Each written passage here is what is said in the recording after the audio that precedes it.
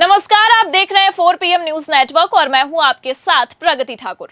हारेंगे तो टालेंगे और टालेंगे तो और बुरा हारेंगे। बीजेपी की ये पुरानी रणनीति है। ये शब्द है सपा मुखिया अखिलेश यादव के। ये तंज है बीजेपी के लिए और कटाक्ष है चुनाव आयोग पर भी। लोकसभा चुनाव के बाद से अखिलेश यादव इन दिनों फ्रंट फुट पर आकर खेल रहे हैं और बीजेपी को निशाने पर लेने का कोई मौका नहीं छोड़ते। और जैसे ही मौका मिला तो अखिलेश यादव खेल गए और बीजेपी देखती रह गई और शांत रही, क्योंकि शायद उसके पास जवाब देने के लिए कुछ नहीं था।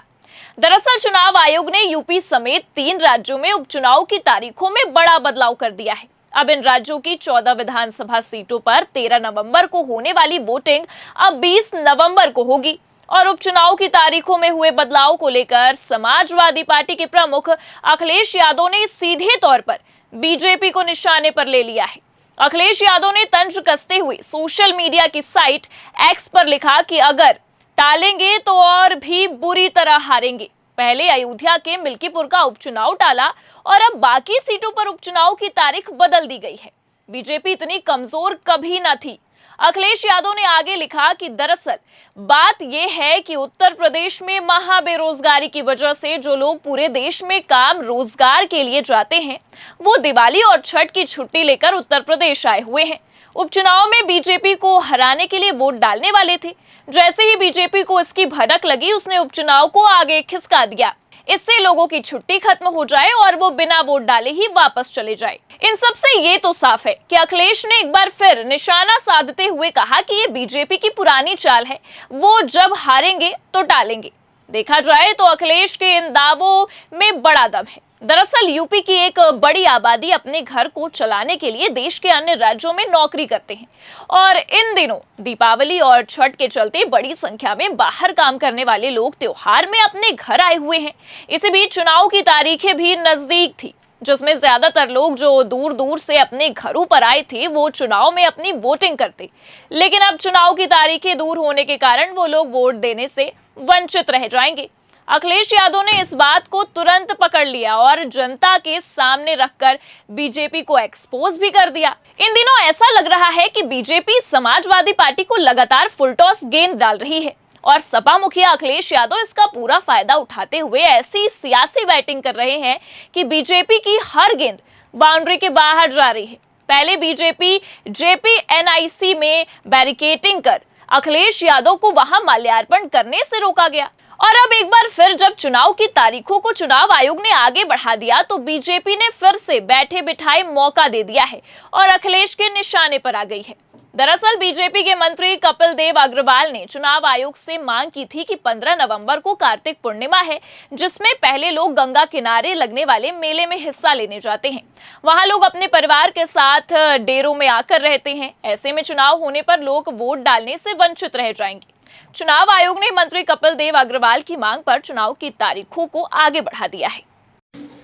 निर्वाचन आयोग ने जो फैसला लिया है डेट बढ़ाने का चुनाव का, उसके विषय में क्या आपका क्या? देखिए, आज मैं निर्वाचन आयोग भारत का बहुत ही धन्यवाद करता हूँ।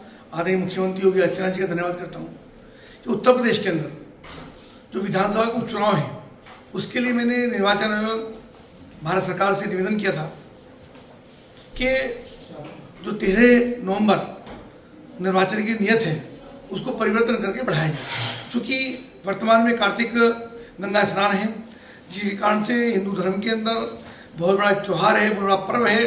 लोग गंगा स्नान के लिए जाते हैं और जिसके कारण से जो धार्मिक लोग हैं वे 3 दिन 4 दिन पहले ही ब्रज घाट पे, शुक तीर्थ में या अन्य गंगा स्नान पर चले जाते हैं। तो निवेदन मेरा था कि इसको बढ़ाया जाए और बढ़ा करके समय दिया जाए धार्मिक लोगों को। मैं निर्वाचन आयोग का धन्यवाद करता हूँ। मैंने माननीय मुख्यमंत्री जी को पत्र लिखा था कि उन्होंने इसकी डेट बढ़ा करके 20 तारीख कर दी है, जिसके कारण से मतदान भी अधिक होगा और मुझे पूरा भरोसा है कि भारतीय जनता पार्टी के सभी प्रत्याशी भारी मतों से जीत करके आएंगे। ऐसा मुझे पूरा विश्वास है। धन्यवाद।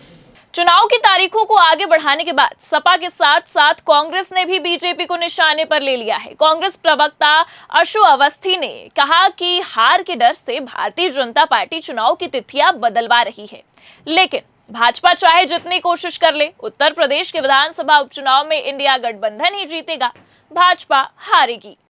हार से बचने के लिए भारतीय जनता पार्टी कौन कौन से षड्यंत्र और बहाने करेगी। सबसे पहले 10 विधानसभा सीटों पर उपचुनाव होने थे, उनमें से बांट दिया, 9 पर कराने की कोशिश की और अब 13 तारीख से 20 तारीख किया जा रहा है। चाहे जितनी कोशिश कर लीजिए, उत्तर प्रदेश की जनता भाजपा की तानाशाही और वादा खिलाफी को भूल नहीं सकती। थानों में भ्रष्टाचार जमकर हो रहा है, तहसीलों में लूट मची हुई है, बेरोजगारी चरम पर है, पेपर लीक होते चले गए, लेकिन सरकार नकल माफियाओं पर कार्रवाई करने के बजाय उत्तर प्रदेश के युवाओं को लाठियों से पिटवाती रही। प्रदेश में दलितों पर, महिलाओं पर अत्याचार होता रहा, सरकार अपराधियों का संरक्षण करती रही।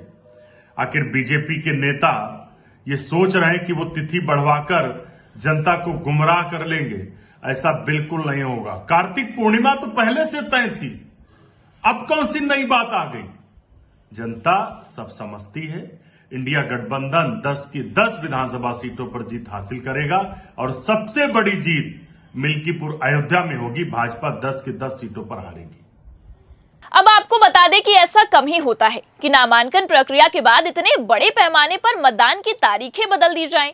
इसका चलन पहले नहीं रहा। जहां जहां चुनाव होने वाले हैं, वहां के सभी जिला निर्वाचन अधिकारियों ने तैयारी भी लगभग पूरी कर ली थी, लेकिन अचानक से तारीखें बदलने के बाद से यूपी में सियासत गरमाई हुई है और निशाने पर बीजेपी आ गई है। फिलहाल तारीखों के आगे बढ़ने से बीजेपी को कितना फायदा होगा, ये तो चुनावी नतीजे ही बता पाएंगे। लेकिन फिलहाल बीजेपी विपक्षी पार्टियों के निशाने पर आ गई है। इस पूरे मामले पर आपकी क्या राय है, कमेंट में जरूर बताइएगा और देखते रहिए 4 PM न्यूज नेटवर्क। नमस्कार।